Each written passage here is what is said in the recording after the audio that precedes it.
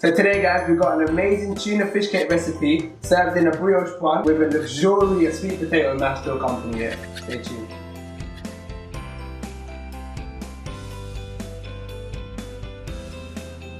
I'm going to serve the fish cakes two ways. I'm going to serve it in a bun as a burger with a couple relishes and condiments, and I'm also going to make a sweet potato mash.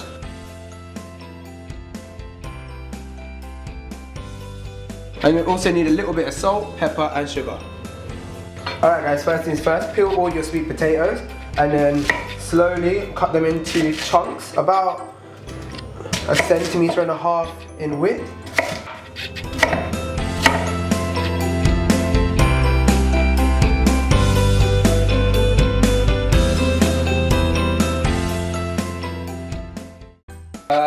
So alright guys, as soon as you added your sweet potatoes into the pan, add in your knob of butter and pour in about 30 milliliters of double cream. You can use the light version like I'm using to cut the calories. Not too much, just to add that creamy luxurious flavour to the mashed potato. You also want to add 1 heaped teaspoon of salt, 1 heaped teaspoon of sugar. This is just to really accentuate the flavour of the sweet potato. Once you've done that, so put your hob on a medium heat once you've added everything, and then put a lid on it and leave it to cook away for about 30 minutes. Stir in occasionally and just breaking it up with your fork as you go. Alright guys, so first things first, to make the tuna fish cakes, open up your canned tuna and empty it out into a mixing bowl. A large mixing bowl is good because we're adding a lot of ingredients to it. I was lucky enough to get these John West no drain canned tuna, so you don't have to pour anything out, so there's literally no mess involved. Do the same with the other one.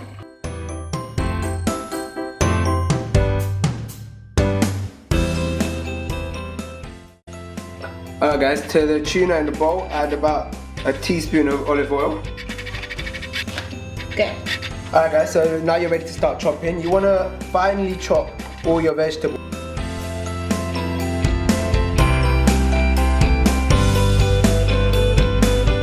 Make sure you keep your thumb behind your fingers. This clasp here is the way to cut vegetables. So you want to clasp the vegetable like that.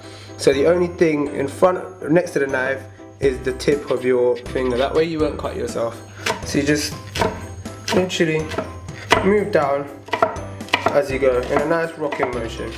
If you want your spring onions to be a bit thinner, just go over it and chop it in a rocking motion.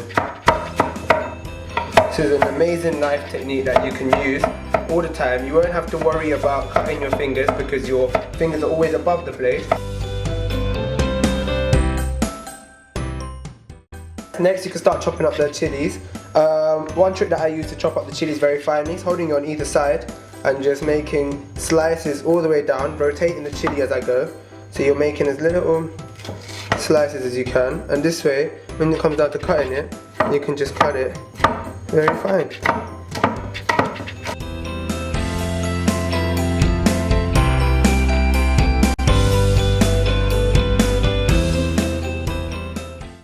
Next, you guys, you want to chop up the coriander. What you're going to do, you don't need to use all the stems, so just chop the stems off a little bit and get rid of them. With the remaining coriander, if you fold it in half and bunch it together,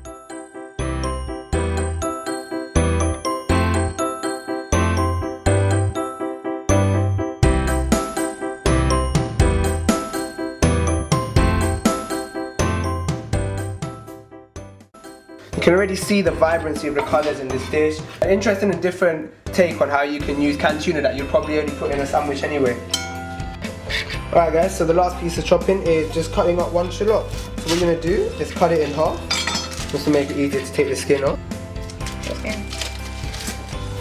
As you can see. To chop up a shallot, put the root end facing away from you and slowly slice all the way down. Don't go all the way into the root. You want to leave a little bit of the root hanging at the end. Try not to cut yourself doing this. And then once you're done that, just cut small slices across horizontally, and then you can just slice these up as well.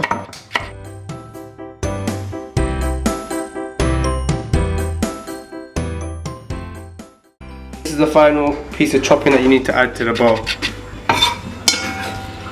Now for your ginger, a quick way to peel it, get a tablespoon or a teaspoon, wash your ginger down and just scrape along the outside of the ginger. It's very quick, very easy, and literally you're only peeling off the skin.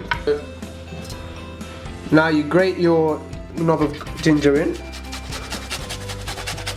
Next is some breadcrumbs, just to act as a binding agent, just because this is quite a lean mix using tuna on its own. So I'm just going to add 1.5 tablespoons of breadcrumbs. You can also use white bread that you rip up. For the saltiness, I'm going to add some fish sauce. Fish sauce is basically fermented fish oil.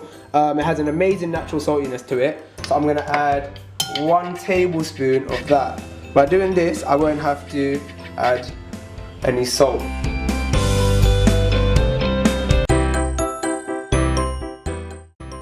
Alright guys, make sure you preheat your oven, normal oven, and put it on 190 degrees since we're baking this recipe. Guys, take the lid off the pan. As you can see, it's boiling away very nicely. Just give it a quick little stir. You can see that it's already getting softer. This prevents it sticking to the bottom. I'm using a spatula because it helps clean up all the sides. The steam is quite hot, so be careful not to burn yourself. You can see it's becoming creamy, it's becoming mashier, so we're on the right road. So once you've done that very quickly, close it up again and we can continue with the thing. Alright guys, to bind this mixture, you now want to get yourself a little bowl and crack in 2 eggs to beat. One of the best ways to crack egg without putting shells into your mixture is to crack it on a flat surface. So give it 1 solid crack and break it in. As you can see, just 1 solid crack and it plops right in. Quickly give that a stir. I'm going to use a quick whisk. I'm going to use a fork. Once you've beaten all the 2 eggs, just add them slowly into the mixture. You don't waste any. Eggs is an amazing binding agent. It's used for everything from burgers. And give that a little mix as well. You can see everything will start sticking together now. Alright guys, so to shape the little fish cakes, what you're going to do is spray a little bit of oil on your hands just to make sure the mixture doesn't stick to you. And grab a little ball, probably the size a little bit smaller than the palm of your hand.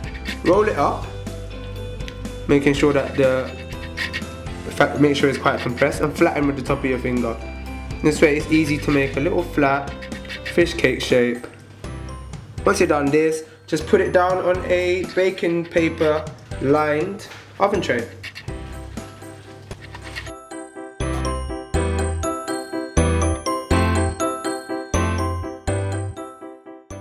What I'm going to do now is going to put it into my preheated oven for about 10 minutes.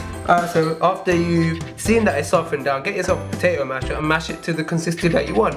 If you want it very smooth, it should take about 2 to 3 minutes of mashing. If you want it a little bit bitty, that's up to you and you can do that also.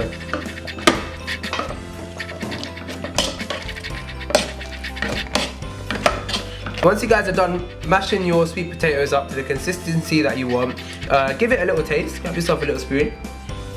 Make sure that the seasoning is perfect at this time. I'm going to add a little bit more salt because I feel like I need a little bit more salt, and I'm also going to add some pepper.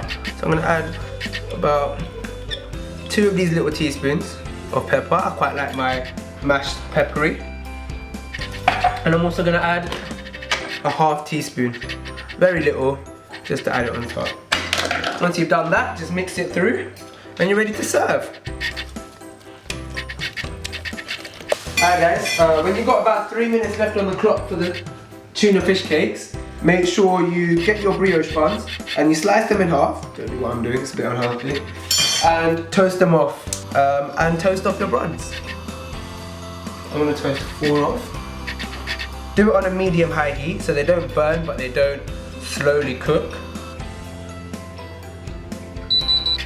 You guys will know that it's done because it will have a nice browning on top, the egg will be cooked through, and it will smell fantastic. And now you guys are ready to plate.